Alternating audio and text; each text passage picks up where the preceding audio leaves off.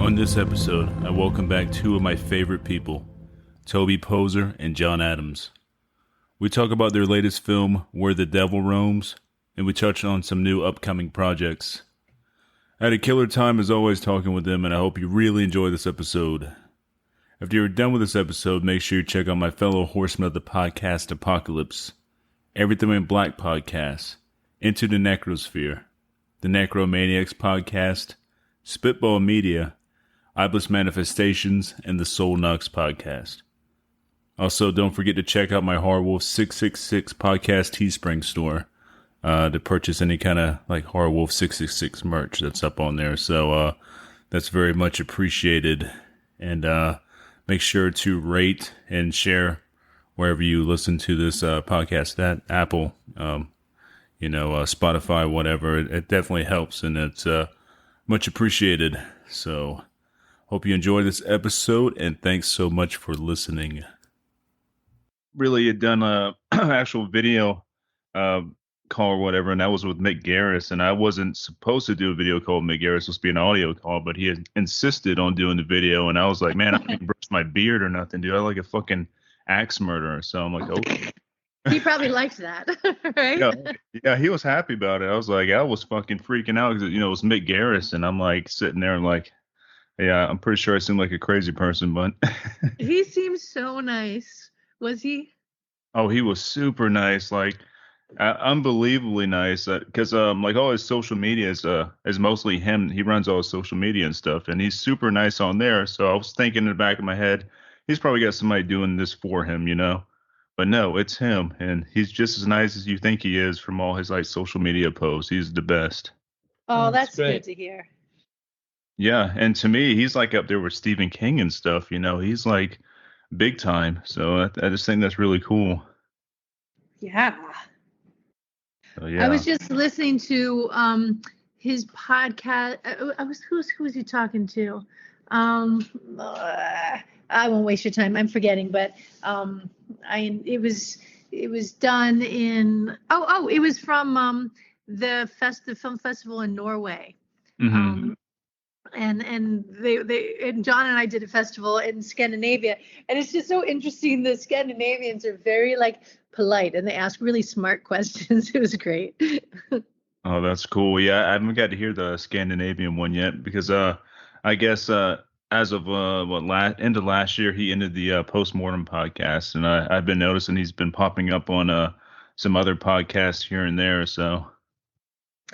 Yeah, I think that was an old Postmortem or maybe one of the last. I can't remember. But anyway, hi. Hey. Yeah, so I got everything rolling still. I just keep things rolling that way I don't forget to record. So, yeah. But how have y'all been and stuff? I know you've been busy as hell, both of you. Well, all of you. We're doing great. Yeah, there's been a lot of travel. We're just keeping it going. How about you, John? Having fun shooting stuff this winter. Like Toby says, always just keep moving and learning. That's cool. Yeah, I've been seeing his Instagram posts and stuff. I've been seeing some blood here, some travel photos over there. It's been a nice little mix. That's right. That's exactly what's been going on. Is we've been shooting something this winter that's got a lot of blood in it, and then we are also still traveling actually with Where the Devil Roams. So we'll take the footage and edit it on the road. Nice. Yeah, I just it's not too recent now, but pretty recently I just got my special edition Blu-ray of Where the Devil Roams from was it Vinegar Syndrome, I believe? Yeah, they were great. Yellow Veil and Vinegar Syndrome. It was just kind of super cool that they put that out. Yeah, I was like super happy to hear about that because I'm a big fan of Vinegar Syndrome stuff. How did y'all get in contact with them? through Yellow Veil. Okay. Yep, Yellow Veil set it up, and it was very easy, very smooth. They were very cool. It just happened like silk, right? Yep. We really had a great experience working with Arrow for the Deeper You Dig, and so we were jazzed to do, and we didn't do a Blu-ray for Hellbender. We did a DVD, so we were kind of jazzed to know that we could do this with Vinegar Syndrome, and it was equally awesome. And they were very they really let us kind of do our thing, like with behind the scenes, and it's been great. That's cool. Yeah, and the presentation too of the Blu-ray is really awesome. It looks good. It's I'm proud to have it in my collection. All right. Thank you. That's great. We have to actually buy some. We're trying to get more. We have one. You know what? I just tried to buy a bunch, and you can only buy like 2 at a time online. Oh yeah. So I have to talk to someone about it. Yeah. Oh, I didn't know there was a limit on that. I didn't know it's like 2 per. I didn't know that. We have one. We have one. Yeah, I just came up with I had a friend do a new design for me for the Horror Wolf podcast and stuff. He did a new shirt design, and I'm using those a company that is like print to order. It's T Public. I'm trying them out, and the quality so far has been really good with them. But like if I want to have like buy a few T-shirts for like myself and a few others, like I have to pay full price because like print, it's print as you go. So it's like, man, I haven't even bought myself a T-shirt yet, but my wife has one, so that's cool. How much is a I shirt? gotta get one. I think they're like they run all these sales all the time. I think they're like $16-17. If they're not on sale, they're like $20. And that's amazing. We want to do that. I'm gonna have to get that info from you because we always print our own shirts. And it'd be better to do what you're doing. Like, and they also mail them out. Yeah, they do all the work for you, but you're not going to make a bunch of money off them. That's the only downside. They do all the work, and you probably make like 20% per shirt comes back to you. But the important thing with me, like, is just getting the shirt out there. I just want to see people wearing them. I don't care about making money, and they take care of the overhead, which is really cool. I think that's where we're at. We're not in it to like make loads of money. We're in it to kind of have fun and keep the art out there. So I like the sound of that. I'm going to have to get that info from you before we boogie. You want to hear a quick funny story? So around this time last year, John and I had our truck filled with like boxes of merch because we were making our way across the country to go to Crypticon in Seattle. And so we had all these T-shirts, these Hellbender and Where the Devil Roams T-shirts, and had the band Hellbender T-shirts. And we stopped in Kansas City, and our car got robbed. So oh no! All our Hellbender T-shirts got stolen. So we were like, well, it's free advertising, right? We're big in KC. We're big in Kansas City. Yeah, I'm sure you probably walk around the streets. There's like all these random Hellbender shirts. I'm like, wait a minute. I know. That's wild. Yeah, that's never happened to us on tour, like with the band and stuff. We'll have, or merch all up in the van with us or back in the trailer, but nobody's ever taken anything. But I have found some bootleg stuff on eBay that's being sold over in like I think it's England of some of our music, which is weird, and they're trying to selling a vinyl for like $60-70, which is not what. Yeah, like we just sold them for like 20. So I guess like, hey, I guess we did make it after all, huh? I think that's a compliment. Cool. Yeah, I thought it was kind of cool. My wife actually found it. She was on eBay for something a while back and said, yeah, there's some tripping the mechanism stuff on here, and it's not y'all selling it. I'm like, oh, shit. So, yeah, I thought that was interesting. And I still have a ton of vinyls left from the band days. I'm like behind me right now in the podcast room. I have like 2 boxes of vinyls still left. Yeah, but that's not something that goes away, you can always sell them. Yeah, and vinyl lasts forever and stuff. I mean, yeah, they're still going on strong now. Like, and it's made like a like a resurgence or whatever, and with the vinyls and everything, kids buying them again. So, yeah, we actually bought the last little bit of the record company had 50 albums left from our thing, and we just bought them all because we know that they'll retain their worth, Yeah, and the thing with vinyls too, they always sound good. They have that I don't know. There's something that's like, not, of course they're non-digital, but there's something like like grounded with them. It's like something you can hear physically. You know what I mean? It's like it doesn't sound Sure. digitalized and fucking, flat. Yes, absolutely. Yeah, I'm a big fan of vinyls and all, but I have to restrict myself on how much I buy of all this stuff because I'm a big I'm always buying like special editions of all kinds of shit. Like that's what I love doing, trying to keep physical media alive as best I can. Yeah, it seems to be working. I mean, we got our physical media. I thought it was over, but it's not. I kind of love when people collect lots of physical media. There's something very romantic, and Yeah. that stuff lingers way beyond, whatever the future holds for us digitally, and the cyber world. Yeah, I totally agree with that. Something weird I saw 2 weeks ago. I think I was in Best Buy looking for something. Almost bought a giant TV for no reason because I don't need one, but I was about to buy one. But I noticed that the DVD section and the CD section in Best Buy, they're gone. They're no longer there, which I was like, man, that is so weird. Oh wow. Yep, that's right. I saw that. I saw that in the news. Oh, I didn't Yeah. know. Yeah, it is true, and it is super weird to me because I bought some really cool special edition Blu-rays from there before. Hell, I just got the what was it, House of Thousand Corpses, like Best Buy exclusive Blu-ray 20th edition or 20th year special edition Blu-ray not that long ago, and now it's all going. It's crazy.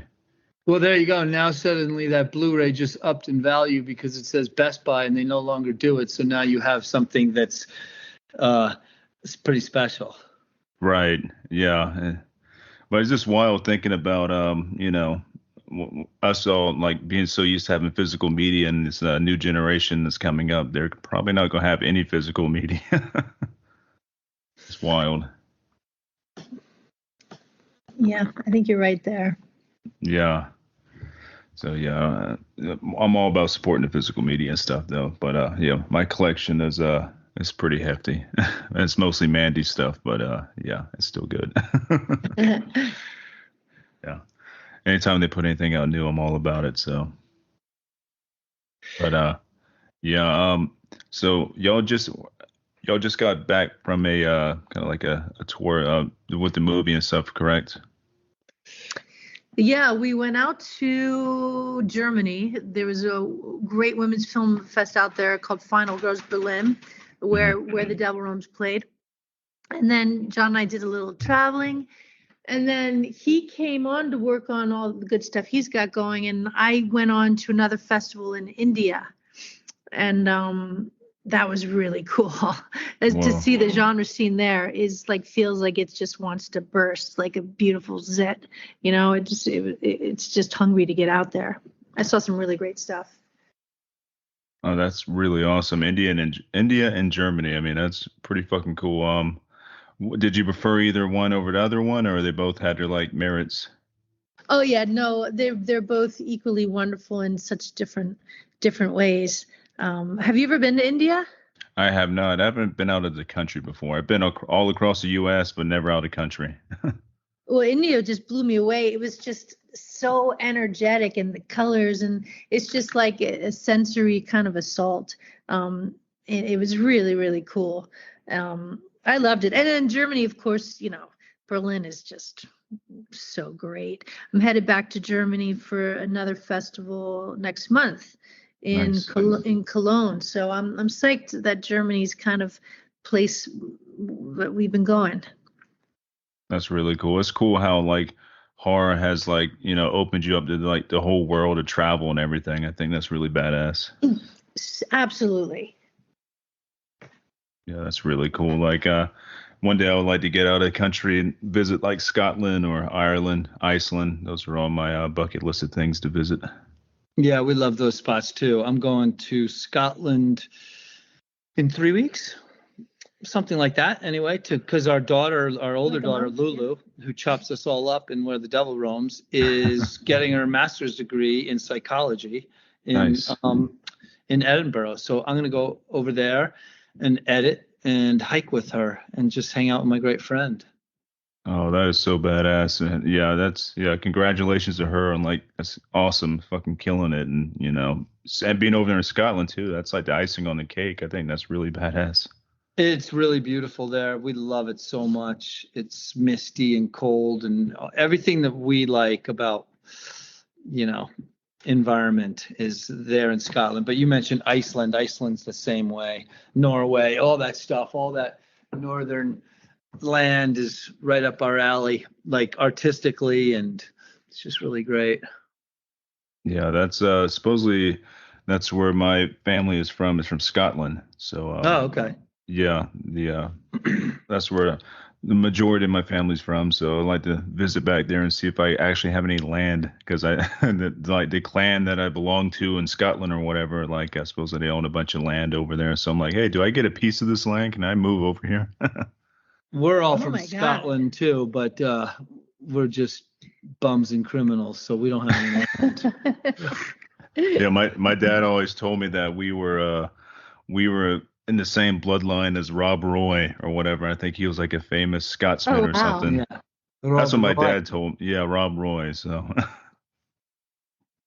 yeah, I Well, don't know if that's true or not. that's some pretty fun DNA. Yeah, I need to do one of those DNA test things that they send out or whatever, or you can send in or whatever and tell you what nationality you're from and all that stuff and see how, if I am, related to Rob Roy or, somebody over there famous in Scotland. That'd be cool. Watch out. Toby did one of those and found out that her dad that she grew up with wasn't the dad that conceived her. Wow. Holy shit. So have fun, buddy. You might find out you're from. You might have a bigger family than you think. Yeah. Oh, man. That's wild. No, it's She it's has cool. 8 brothers and sisters, new ones since 3 years. Wow. That's crazy. Like, yeah, I'm curious about that now because I went to high school with some kids that looked a lot like me. I was like, Yeah, and I have no hopefully you brothers and weren't- sisters, Hopefully you didn't kiss him too much. No, definitely not. But yeah, I was like, it could definitely be like a brother or sister. Like, I need to talk to my dad about that, I guess, huh? No, you just need to do a DNA test because your dad will lie. Yeah, right. Yeah. Yeah, my wife did one of those recently, and she was always told that she was German. Her parents told her German. That's where they're from. Well, she's like 1% German, 80 something percent English. Oh, that's cool. I Yeah. mean, at least interesting. But they're all the same. Like when I did my DNA test, I'm Germanic, which I was always told Scotch Irish, and we are Scotch Irish because all my grandparents came over from Ireland. But basically, if history just tells you that those people just invaded and kicked each other's asses and cross mingled for a couple thousand years. So Germanic and Irish are the exact same thing. It's just tribal warfare. Yeah, exactly.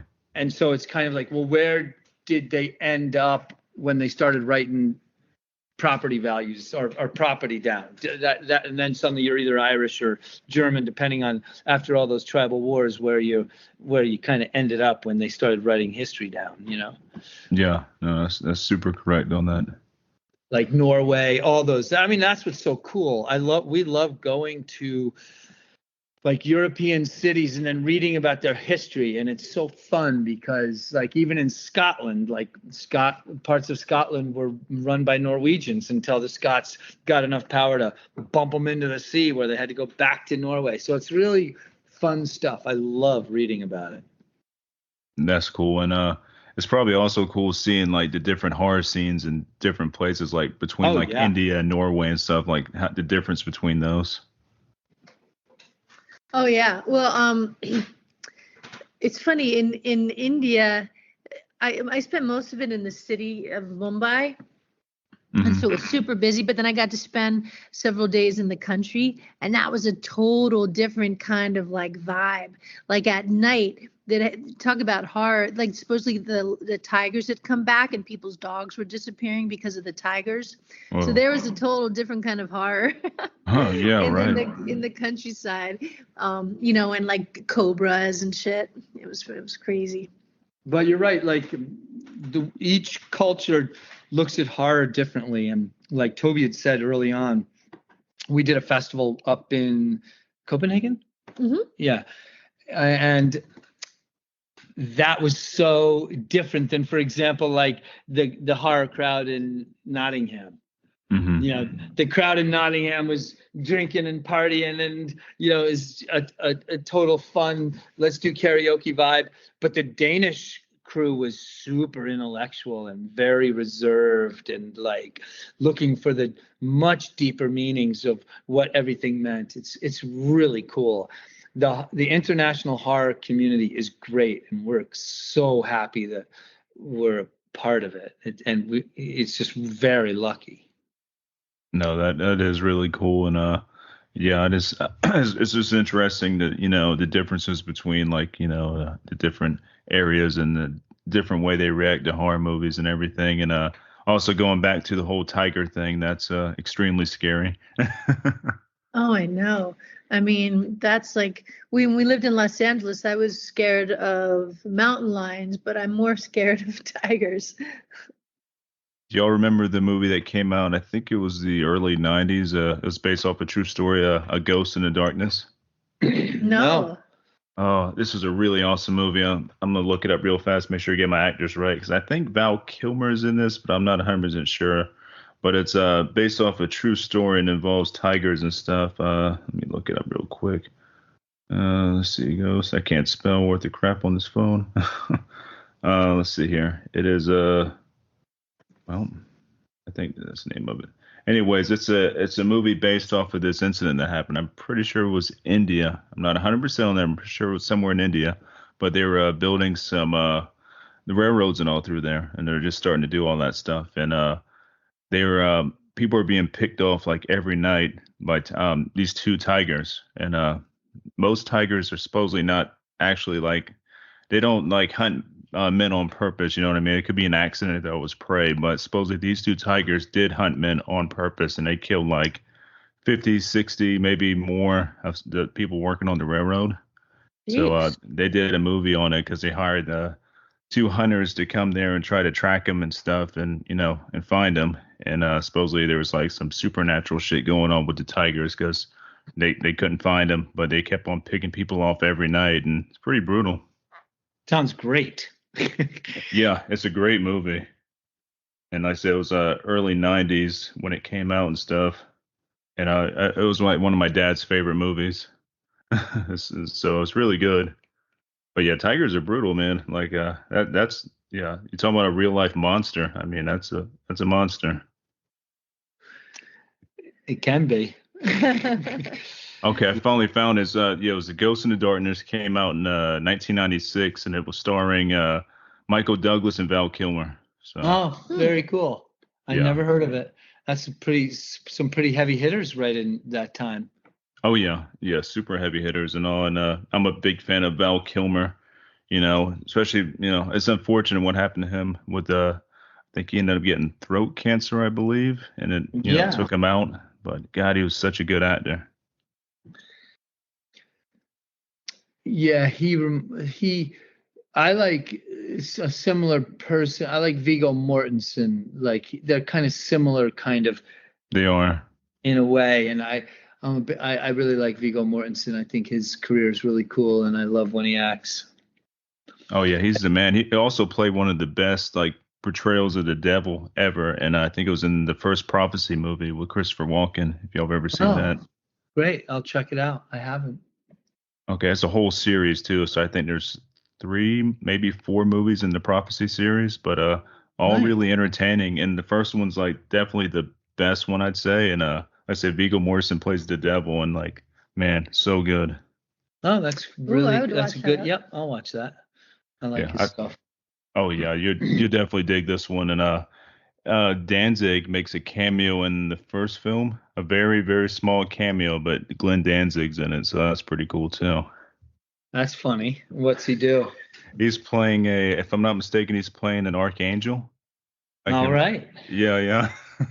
Because it's pretty much the films are about angels going to war in heaven and stuff, and Christopher Walken is Gabriel, and he's down there wow. trying to like he's making deals and all, trying to like be top dog and shit. So he's, killing other angels and all, and he's also having like these deals going with Satan on the side. So yeah, and Christopher Walken's fucking awesome, and him playing like this really dark angel character is really cool. Sounds fun. I love him too. He's terrific. Yeah. We Yeah, just I saw love him in Christopher something. Walken. Didn't we just see Christopher Walken in something? Yep. What was that? What was it? It was a little out of place. He was a little out of place. Yeah. Spacing. Me too. I'll think of it in a second.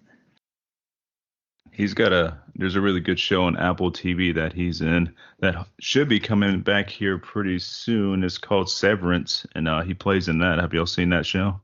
I think we saw the we first watched a little of it, episode. Yes, but we didn't keep watching it. But I feel like what we just saw was also like an episodic.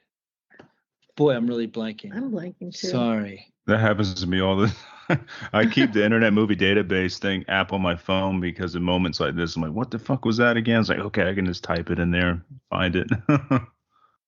I wanted, one of the reasons I wanted to become an actor was because of Dune. Christopher It was Walken. Dune. He was in Dune. Oh, that's not what I'm thinking of because I didn't see Dune. Yeah, that's what I was saying. Oh, sorry, I interrupted you, but Oh no, but I realized what it was. And I didn't want to Dune forget 2? again. Yeah, it's that's what you just Christopher said. Isn't it Christopher Walken who's like the king? Yeah. I haven't seen Dune 2 yet, but I'm pretty sure he's in it. Yes. Yeah, he's the king, and he seemed out of place a little bit, but he's always great. But he seemed a little out of place as the king because he more talks like someone from New York than like from another planet. Oh, you definitely. It's so hard, He's like, he's always Christopher Walken. So when he's dressed as like a king on a Dune planet, it's a little weird. Speaking of, I think maybe we saw, was it King of New York? Remember we watched, that's what we saw. With the guy from the with Keanu Reeves movie. What's his name? Lots of people are in there. Yeah, that was filled with stars. Yeah. Oh, Kings of New York is a classic. I love that one. Yeah. But I stayed home from school one day when I was about 12, and I was watching TV in my parents' bed, and there was this like film on with Christopher Walken and Susan Sarandon, and it was called something like "Who Am I Now?" And it was about these actors, and I was like, man, I want to be an actor. And then that fall, when that was over, the James Dean film East of Eden came on, and that solidified it because I was like, oh my God, look at this beautiful black and white film, and everyone's emoting, and so it was because it was that afternoon that I made my decision where I wanted to go in my life. That's awesome. I'm glad you did because I'm thankful for both of y'all, and everything y'all do with when film and horror and stuff is just so cool. Oh, thanks. Thank you. And speaking of acting and stuff, I don't know if I talked to you about this on the last episode. I'm pretty sure we did. It's been about a year or two since last time we talked. But seeing you in the fall of House of Usher was really fucking cool and a nice surprise. Oh, that was so much fun. A very different kind of role for me. But it was really fun to be part of it and go out to Vancouver and do that. I'm really grateful to Mike Flanagan. Yeah, what a great show. I think that made one of my lists for that year, like top series or whatever. I fucking love that show. It was so good. Me too. It is so like snappy and wicked. I love it. It was so much fun. I think it was the second or third episode. It's whenever they have that club scene and then the acid drops down from the sprinklers. I'm like, that is like so fucking crazy. Like the aftermath reminded me a lot of like some Clyde Barker type shit with like the melted bodies screaming and stuff. I'm like, this is fucking dark. Yeah, that was was really so well good. done. I liked that a lot. That was my favorite, like violence and horror of that. It was really good. Yeah, I was They like, oh they man. must have had a lot of fun setting that up, and making it, and figuring out how to produce that. Yeah, and that was a hell of a scene. I think out of the whole year when that came out, I think 2023, I think that was like the like most fucked up scene of the year for me, I believe. Because it's like, man, when people are still alive and they're just like melted to the floor and stuff, Yeah, it was great. I agree with you. I really liked it. And I'm surprised in a way, maybe it did. I'm surprised that didn't get written about more or talked about more, because it was really well done. It looked great. It was horrific. It was really well executed. Maybe it was talked about more than I realized, but I'm surprised it didn't get more play. Yeah, it was That scene, not the Right. show. The show did real well, but that scene. Yeah, that scene in particular, like you don't hear too much about it, but I thought it was super impactful. Like it caught me off guard. I saw it come at the last minute. I was like, oh shit, wait a minute. They said acid on top of the building and then sprinklers. Like, okay, but when I first watched it, like it threw me off guard. Yeah, it was great. I think everything Mike Flanagan touches is pretty much gold for the most part. Like he's a fucking great writer, director. Like he's awesome. Yes. Yeah. And he's a great person. He's really great. He's super supportive of indie filmmakers. Yeah. He's a classy guy for sure, and he does classy stuff, and you can tell he works really hard and cares. He's not like crunching numbers. He's doing art. And he seems like one of us, he seems like a horror fan, a film fan, and just a normal dude that, makes amazing stuff. He doesn't seem like pretentious or anything like that. I agree. And he's like the only person I can see doing doing it the right way. The Stand as like a TV show, or not The Stand. I'm sorry. The Dark Tower series. The Dark Tower. Yeah. Yeah. I think I heard that he's going to be heading that up. Possibly. It could be a rumor. Hopefully it's true. It seems like, yeah, I bet it is true. Man, that would be so good. Are y'all big fans of the Dark Tower series? You know what? I have yet to kind of like roll into them, and I've been meaning to, but I know I'm just going to be so distracted. I read other King, but I haven't gotten into Dark Tower yet.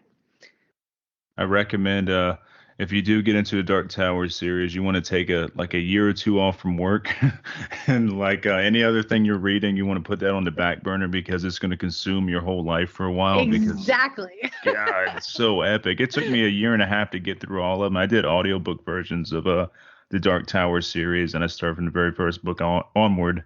And holy shit, what a journey! Yeah, that's probably what I'll do, and I that's exactly why I keep putting it off. I read one of his newer books, Fairy, last year, and that was a really long book. Fairy Tale? Was it Fairy Tale? Fairy Tale, yeah. Yeah, that was really good. It was long, right? It was long, yeah. Oh wow, that's pretty epic. But speaking of audiobooks, did you ever listen to the audiobook of Pet Sematary with Michael?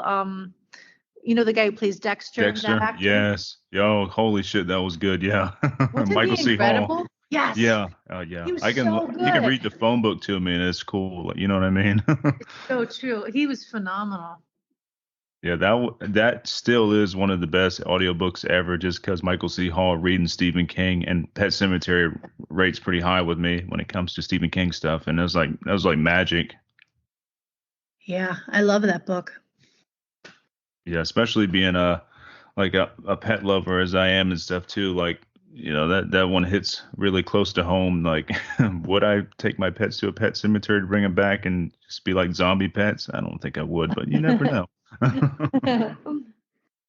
But yeah, let's say the Dark Tower series, like it technically starts with the Stand as part of that series too, which is crazy because you come to figure out after the Dark Tower series, not giving anything away, but all of Stephen King's work is all pretty much connected in a giant universe. I think pretty much everything he's ever done connects somewhere inside like the Dark Tower series, which is wild because he's been writing for so long, and to still have those kind of like to connect everything like that is just mind blowing. Wow. Pretty neat legacy. It is, and he's still like throwing out, like I said, Fairy Tale was really good. Definitely long, but that's kind of his trademark. I don't think he really does too much, when it comes to like short novels. He's not really, you don't do too many of those, but he's always super long with his novels. But his last one, right after Fairy Tale, I can't remember the name of it. It's kind of like a kind of detective type drama with some really dark stuff going on. I just can't remember the name off the top of my head, but that one was really good. And he's got another one coming out here pretty soon. I think this year. Can't remember the name of that one though, but I just read Joe Hill, my first book of Joe Hill's. I read Nosferatu. Nice. What'd you think? It was fun. I thought it was fun. I didn't see the series that was on it, but did you see the TV series? I did. I saw the TV series before I knew about the book, if I'm not mistaken. I really enjoyed the TV series. I thought it was super like it's really strange. It's a weird. The whole thing's just really weird and dreamlike and stuff. And I thought it was really good. Well, one of the actors in, I don't know what she plays, but I know she's in it. Judith Roberts, she was in Eraserhead, and she's become a dear friend and mother figure to me. She was also in Dead Silent. Mm-hmm. Talking about. Oh yeah, I know she is. Yep. Yeah, she's such a beautiful, wonderful, wonderful, wonderful woman. So I'll probably have to watch this series. Yeah, I recommend it, and I think it lasted for 2 or 3 seasons, and yeah, really good. And that connects into what was the sequel to what was it? Hold on a second. It was a sequel to The Shining that came out recently. What was it? Y'all remember the name of that movie? Doctor Sleep. Doctor Sleep. Yeah, there's a connection between Doctor Sleep and this series here. Like Jonah Hill and his dad, their universes also collide. So there's like some shit from there that's also in Jonah Hill stuff, which is wild. So that's a cool little connection too. Yeah.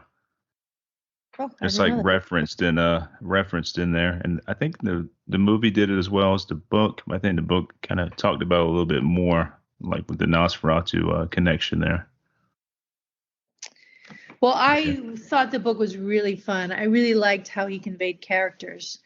I felt like I got to know them all really well. That's really cool. Yeah, I like Joan. Stephen King's son stuff. I've been reading a lot of werewolf stuff right now, of course, because I love werewolves. But I found like a couple of the best werewolf novels I've ever read by this author. His name is Matt Drabble.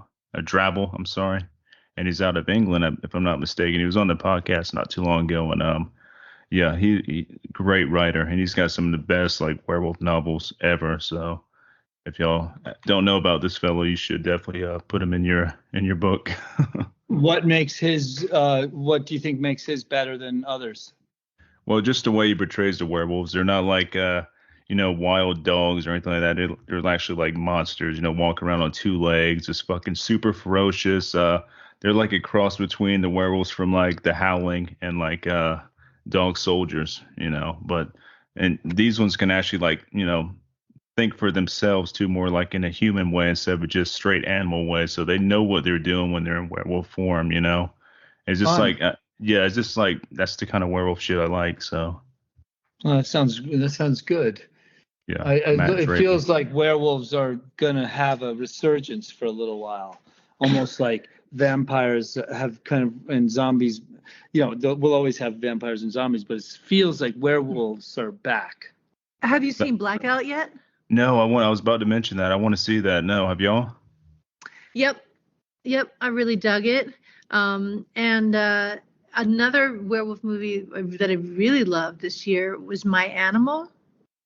Okay, I haven't seen that either. I don't know if it's out yet because it's been on the film festival circuit, but I thought it was great. That's already a win right there. 2 werewolf movies about to come out. I don't think as Glassy Eye Pix did the first one you mentioned, correct? Yeah. Yeah. That one's not out yet, right? I haven't seen it anywhere yet. No, I think it's out now. I think it just played in theaters, so. Yeah, but I think isn't it out now? I don't know if it's. Oh, maybe not. On demand yet. Okay, yeah, you might be right. That's cool. We need more werewolf movies. Dark Sky is putting it out. Dark Sky's putting it out? I think so. Cool. There's also another one coming out this year that's supposed to be a mix between like The Purge and a werewolf movie. It looks good though. I can't remember the damn name of it. It comes out this year. I think Rue Morgue had some screenshots of it and stuff. It looks really good. Nice. But yeah, finally, I'm like, all right, less zombie movies, more werewolf movies. I'm all down with that. So yeah, that's definitely something I'm looking forward to. What have y'all been? What's some of the like highlights so far this year, movie wise, that y'all have seen that really like struck you? Well, I know it's more like a last year film, but but it did come out, I think, just like this fall. I loved When Evil Lurks Oh, same here. Hell yeah. so much. Other things I saw, yeah, I loved My Animal. Uh, let me see. Yeah. I know. I loved the film that's just about out now. I think the French film called Vermin or Infested. I don't know which one it is called here. Infested or Vermin, about the spiders. Have you heard about that? I've heard about that one. Yeah, I've heard about it. It looks pretty fucking cool. I had so much fun watching that film. I can't wait for you to see it, John. Yeah, I think still When Evil Lurks it was just really good. It was just a pleasure to watch from beginning to end. I think I liked Megalomaniac, but these are all movies that were on our festival run together. So they're movies that I got to see in theaters. I think Toby liked The Mist or the Moors. The Moor was something I saw in at Fright Fest. It's an English film, and I loved that film. Yeah. Nice. Yeah, When Evil Lurks was my favorite film of last year. Like, there was no beating that one. That's so good, and like some of those scenes are so fucked up. There's one in particular where the mom is walking with her kid, and then you just see like the headlights on her and stuff, and you don't realize it right off the bat that she's like eating her kid's head. I'm like, holy shit, so fucked up. So it's really fun. He definitely had so much fun making it, and it was very clever and original and super violent, and it was just really well done. I loved Terrified too of his. I did too. Yeah, Terrified was great. I think he's really. I find his like. I don't know. I think his eye is really original and cool and brutal and unapologetic. He's also a metalhead, from what I hear. He's really into like black metal and death metal and stuff. So that's also pretty cool, and you can kind of see it in the films too. It has that like dangerous feel about it. Well, he's the nicest guy. I got to know him last year, this past November in Argentina, because he and I were on a panel together. And he, with another great filmmaker, Toronto Bailey Bond, who did Censor. Oh, hell yeah, great movie. So I got to do a panel with the two of them, which was a real pinch me moment, to put it lightly. And but Damien is just a sweetheart. He's got the nicest wife. He just was like, I just love that about horror, that some of the most lovely, wonderful, lovable people in the world can make the most brutal shit. No, that's awesome. And speaking of black, like heavy metal, we watched an older movie, but it was really good, about mayhem. The Lords of Chaos, I think. Chaos. Lords of Chaos. It was with Culkin as Kieran Culkin. It was we loved that movie. It was so good. Yeah, that was a good one. I enjoyed it too. I think that was based off a book that was written about mayhem, the incidents that took place and stuff. And I thought Culkin did a really good job, playing that role and stuff. I always forget his first name. It's like, which Culkin Kieran, is he again? I think it might be Kieran. That sounds right. Culkin? Well, he was wonderful. The whole movie was really wonderful. And then I went and read about it, and pretty much that's what happened. So it was kind of like, wow, Jesus, these guys really fucked up. Yeah. It's so wild. It was I loved it. Very well done. And I liked the way it was shot too. Yeah. It looked good. It was a killer film. Yeah. And the band Mayhem's still going on, different members and all here and there. Right. But yeah, they're like more popular than they've ever been. Like they're headlining all these giant festivals and stuff. So, and really good stuff. Yeah, I see that. I just saw them, like an advertisement came across my feed on like Facebook or something today, and so I read more about them, which is surprising because the kind of I don't know who's original. It feels like maybe they just must be using the name because one of them, one of the main guys was dead, and then the other one went to prison for all that stuff. So, it's like, and apparently he's a real right-wing nut. Varg, yeah. Right, like unapologetically insane. Yeah. I think the drummer. I think the drummer might be one. I don't know if he's actually original, but I think he may be.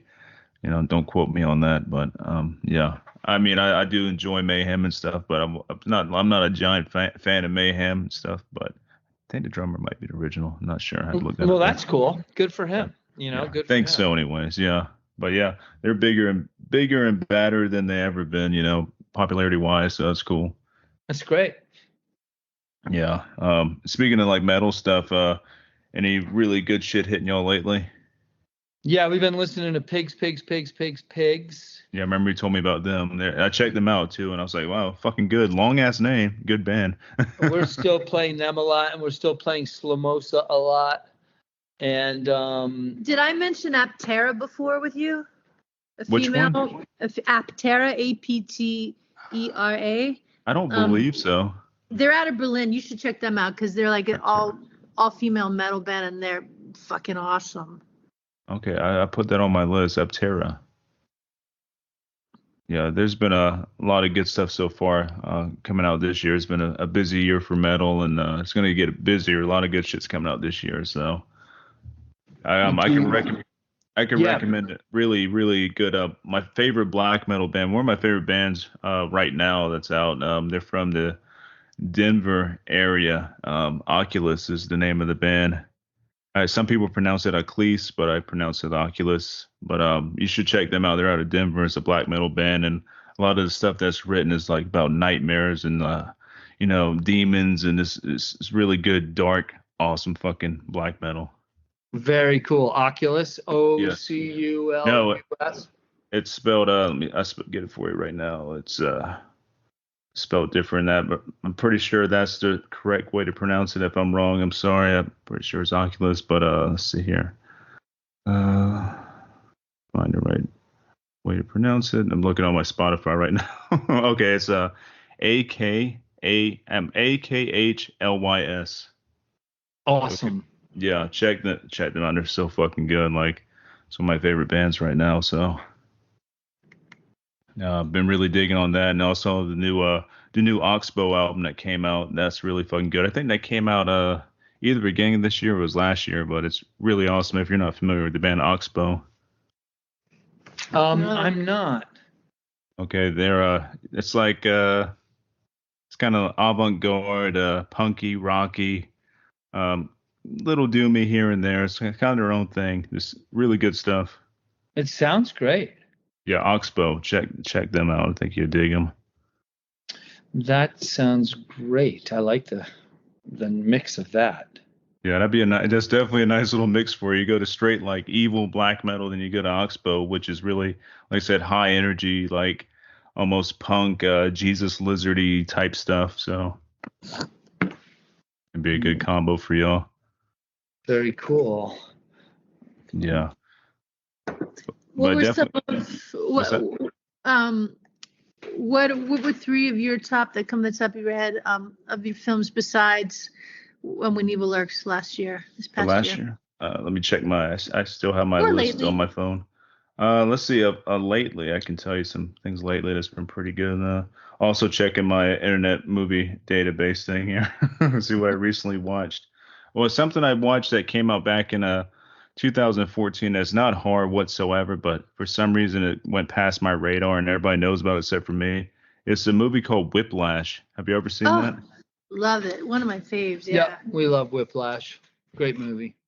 Yeah, my friend Jeff from the Necromaniacs podcast was talking about one day since like one of the best movies ever made, and I happened to like stumble upon it on Netflix. I'm like, I'm gonna give it a shot here. And I was like, so fucking intense. It's like one of the most intense movies I've ever seen. Yeah, it really stresses you out. Holy shit. Another movie that stresses you out in the exact same way is the one with Adam Sandler about the diamonds. Oh, yeah. Uncut Gems. Yeah, Uncut Gems, yeah. Same kind of deal. It's just like relentlessly stressful, and the stress just gets more and more and more. And it's like, it's kind of myopic and microscopic. Like they love close-ups in Whiplash. It's really good. Yeah, and supposedly the kid that plays the drummer is actually a real drummer. I mean, he's an actor, but also he's been drumming since he was a little kid also. So he's actually a real drummer. So that's cool. Oh, that's cool. He did a great job. He did. There's something I watched recently on Shudder that came out. It says 2023, but it's an Australian film called You'll Never Find Me. Oh, I just been reading Oh, I about really it. want to watch that. Yeah. That's really good. It's a super, super slow burn, but it's got a nice payoff, and the acting is really well done. It's basically just two actors the whole time, but they're really, really good, and it's super dark and psychological, and really cool. So I recommend that one. That's on Shudder right now. Nice. Yeah, it's Trying. getting good reviews. Oh, another cool one I've seen recently was Poor Things. Oh, I loved that. Yeah. Holy shit, that was a visual feast of all the weirdness. It was so good. Yeah, I've really been a fan of him from the get-go. I'll watch anything he does. Yeah, this is his I think his biggest film, especially when it comes to like world building and everything. This seemed like a Oh, big yeah. step up for him. I was like, wow, this is good. It has a bit of a Tim Burton feel there, with some of the Sure. characters and costumes and everything. But it's like a Tim Burton like super rated R, and maybe Tim Burton mixed with Alice in Wonderland with a touch of Frankenstein. Yeah.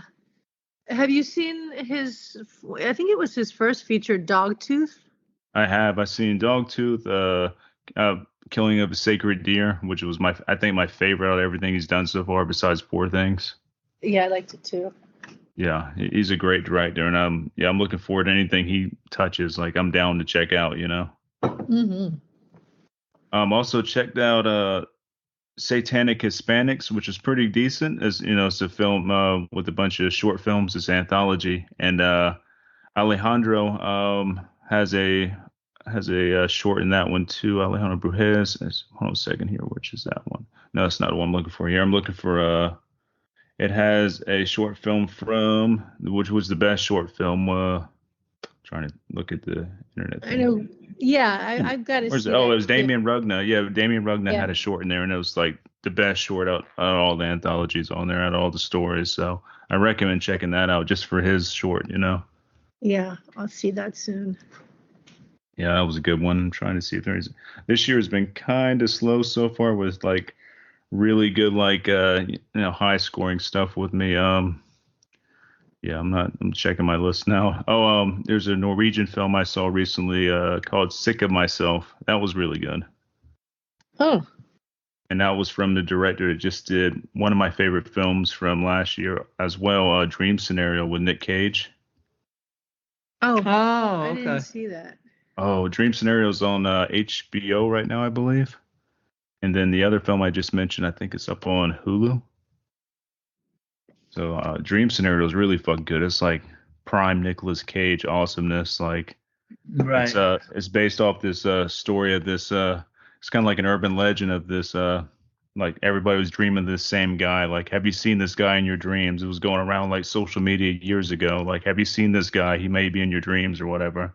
So the director based the whole story off of that urban legend. Like, this guy's appearing in everybody's dream, like all over the world. He's in all these people's dreams, and he doesn't know why. That's a fun premise. I love that. And it gets dark too. Oh, cool. Yeah. It takes definitely takes a dark turn. It starts off like, oh, that's kind of funny, and he's like super popular, and everybody loves him, and then some shit happens, and nobody loves him anymore. So that's Nicolas Cage made a lot of movies last year. He's been killing it. There's another one up right now, some like Western movie I didn't even know about. Like I think it's called Butcher's Crossing. I haven't seen that yet, and it just appeared on Hulu. We watched it. We saw it. Yeah, what was that one about? Remember they go on he takes like this kind of city boy into the Oh, wilderness. yes. Right. Y'all recommend it or? I don't think I recommend it. Okay. Well, okay. I mean, I movies are hard to make. It's fun to watch anything really. So yeah, we watched it from beginning to end, and we learned from it. that's cool. All right. I take note of that. I'm usually a completionist when it comes to Nick Cage, so I pretty much watch everything he's ever been in. He's one of my favorite actors, so I'm sure Then you'll like it. My list. Yeah. It's good looking. It's set in a good place. I think it didn't work for me so much. You'll see. You just got to watch it. If you like Nick Cage, you got to watch it. Did you? Yeah, I might have told you all this already. Did you know his son is a, bass player in a bunch of metal bands, or was in some metal bands? Oh, that's cool. I didn't know that. Yeah, his Nice. I can't remember which last band he was in, but or what band he's in now, but yeah, he's like in the metal and all that stuff, so it's pretty cool. So I'm thinking Nick Cage probably listens to some metal here and there. Oh, I would imagine so. Yeah. Also, another weird fun fact out of nowhere, Kevin Bacon's son was also in a black metal band not that long ago. He's not in this band anymore that I'm thinking of. He's in probably another project now, but he was in a pretty well-known black metal band for a bit, so that's pretty cool. Kevin Bacon also is in bands.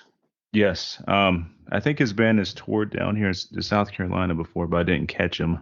And I kind of want to see him just to see, it's Kevin Bacon. Kevin Bacon's cool as hell, so. Right. Yeah, it's pretty wild. So I guess he took after his dad a bit, just went in the metal direction. And that's great. I mean, that's fun. That's cool. Hey, Meg isn't the mother an actress? Meg Ryan? No, Kevin Bacon's wife is Kira Sedgwick. Oh, is that right? Yeah, she's an actress, a really good actress as well. Yeah, absolutely. Yep. Yeah, classics. But yeah, Kevin Bacon was in that Netflix movie. I don't know if have y'all seen the one with the it's like the world's ending and stuff. What is it called? It's a new Netflix one, but Kevin Bacon's in there a little bit. He's playing like this kind of like what do you call it? A survivalist type character, whatever, and the whole world is like going crazy and all this shit's happening, and he's like he knows what's going on and nobody else does. Damn it, what's the hell the name of that movie? I know the one you're talking about. It's got a lot of stars in it, right? Yeah. It kind of came and went. I didn't see it. Yeah, I'm looking up now real fast. Let's see. It was really popular for a bit on Netflix. Everybody was talking. It's called Leave the World Behind. I thought that was pretty good. Yeah. Yeah, I like the poster. Yeah, the poster's definitely cool, and the movie reflects the like desolation of that poster there. Like it's all desolate and apocalyptic and stuff. It's a good movie, a bit scary because it's like shit that can really happen, which makes it that much scarier. Yeah. So like that's horror right there, man. Like good. So hopefully that film doesn't predict any future outcomes of anything. Like we don't need that. But yeah. So what are y'all like? What are you working on now? I know with the special effects I've been seeing, you probably can't give too much of that away. But what other projects you have going on? We're just working on. We're shooting something this winter that we really like a lot, and then we're going to be shooting something starting in about 2 months. That's about magic. And nice.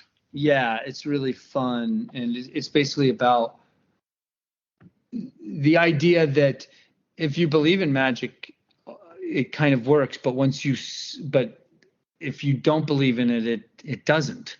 And so we're using that as kind of a horror setup for basically a father and daughter who go to a witch to try to get some help. And magic has consequences. Nice. That sounds good. I'm a big fan of like magic, witches, and all that kind of stuff. So that's cool. Yeah, we're really having fun. We're working on the script. We're getting all ready for it. It's going to be a lot of fun. And we have something coming out on Shudder in August. And we also have something coming out. I'm not sure when it's coming out, but on Screenbox. It's a part of an anthology. Yeah. So we've done a bunch of stuff, and we're really happy with everything. And so we're just enjoying continuing to just keep making movies and learn and listen and just keep growing. That's killer. I have Screenbox and Shudder, of course. So it's cool to see y'all doing things on both, because I think Screenbox is really catching fire right now. There's a lot of cool stuff on there. Yes, the thing is going to be called Tales from the Void. and Sounds it's an really cool. anthology. And we did like a 20-minute short on out of 5 other or 6 other shorts. So it's fun. It was a great crew. Screenbox was really great to work with, and so that's gonna be fun. That's awesome. Yeah, I'm looking. And that you said that comes out in August, or the other project comes out in No, August? the Shudder movie called Hellhole is going to come out in August. Okay. We think. Yeah, I mean, yeah, where it's not like, the word isn't out there yet, but Oh, okay. So never mind.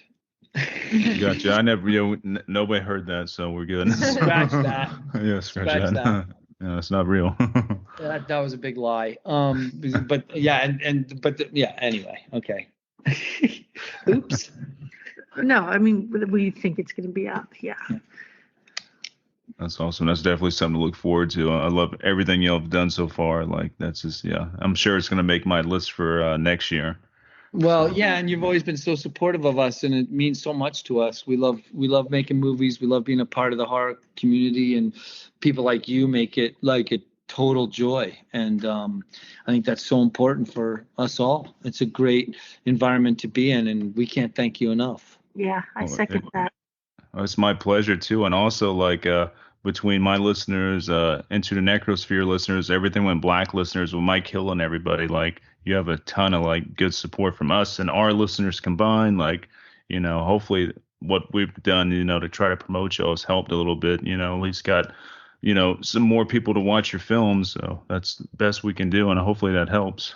Oh, it helps, it does, and it's been great. And we love all your podcasts, and we love doing interviews with all of you. And it's been, we just want to keep doing this, as I'm sure you want to keep doing it, because it's really fun. It's a great art form. It is. I mean, horror is like the best. I had my first interaction with a big horror convention last year. I went to Spooky Empire October last year, and I've never really been to a big horror convention because most of the time I never had time doing band stuff or this or that. So now I was like, all right, me and my wife want to do horror conventions. So we went to Spooky Empire, and just, seeing everybody in person, how nice everybody was. Like, it's a really cool community, Absolutely. Oh, yeah. We're headed best. out to Crypticon in 3 or 4 weeks, and they're a great crew out there in Seattle. All of them are. Horror Hound. There's so many great horror fests.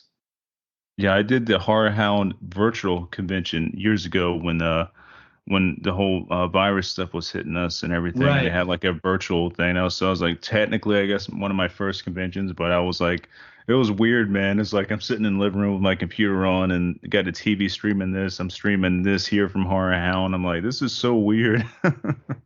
It's strange. Yeah, but that was it was weird cool they're time. doing it, but yeah, strange.